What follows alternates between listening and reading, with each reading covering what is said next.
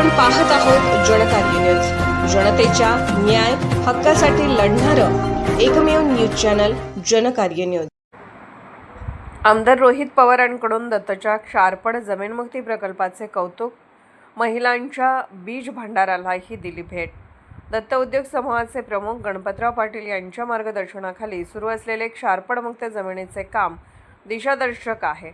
शिवाय सेंद्रिय बीज भंडारातून पुढच्या पिढीला आरोग्य चांगले मिळावे यासाठी सुरू असलेले काम कौतुकास्पद असल्याचे प्रतिपादन आमदार रोहित पवार यांनी केले। बारामतीचे कृषीभूषण राजेंद्र पवार आणि आमदार रोहित पवार यांनी मंगळवारी शिरोळ येथील श्री दत्त सहकारी साखर कारखाना कार्यस्थळाला सदिच्छा भेट दिली।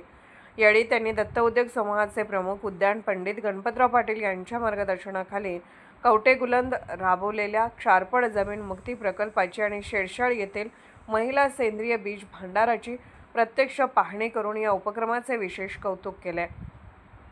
कवटेगुलंद तालुका शिरोळ येथे सच्छिद्र निचरा प्रणालीद्वारे 750 एकर जमीन क्षारपड मुक्त करण्यात आली आहे। या कामाची पाहणी करताना रोहित पवार यांनी शेतकऱ्यांशी संवाद साधला। एकूण 23 गावांमध्ये 10,000 एकर क्षेत्रावर प्रकल्पाचे नियोजन करून 210 किलोमीटर मुख्य पाईपलाईन आणि 4,500 एकरवर अंतर्गत पाईपलाईनचे काम पूर्ण झाले असून ज्या जमिनीत गेल्या 40-50 वर्षापासून काहीही पिकत नव्हते तिथे आता एकरी 60 ते 70 टन ऊसाचे उत्पादन निघत असल्याची माहिती उद्यान पंडित गणपतराव पाटील व मुख्य शेती अधिकारी श्रीशैल यांनी सांगितले। आमदार रोहित पवार यांनी या तंत्रज्ञानाचे आणि अंमलबजावणीचे कौतुक करत हा प्रयोग राज्यभरातील शेतकऱ्यांसाठी दिशादर्शक असल्याचे नमूद केले। सेंद्रिय बीज भंडार आणि महिला सक्षमीकरण शेरशाळ येथील महिलांनी एकत्र येऊन सुरू केलेल्या सेंद्रिय बीज भंडाराला भेट दिल्यानंतर रोहित पवार भारावून गेले। महिलांच्या या जिद्दीला प्रोत्साहन देण्यासाठी त्यांनी महिलांना सेंद्रिय वस्तू विक्री व पॅकिंगच्या आधुनिक प्रशिक्षणासाठी पुणे व बारामती येथे येण्याचे निमंत्रण दिले। गटशेती आणि सेंद्रिय शेतीला बळ देण्यासाठी आवश्यक ते सर्व सहकार्य करण्याचे आश्वासन दिले।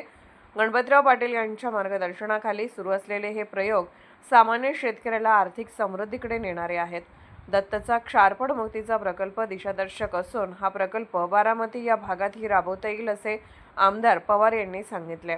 यावेळी दत्त उद्योग समूहाचे प्रमुख गणपतराव पाटील यांनी मान्यवरांचे स्वागत केले।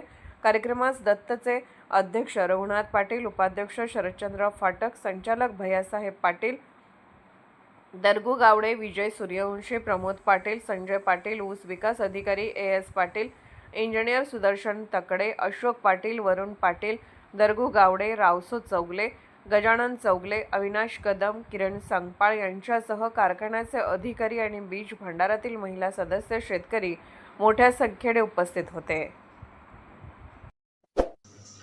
जनकार्य न्यूजला लाईक करा, शेअर करा आणि सबस्क्राईब करा।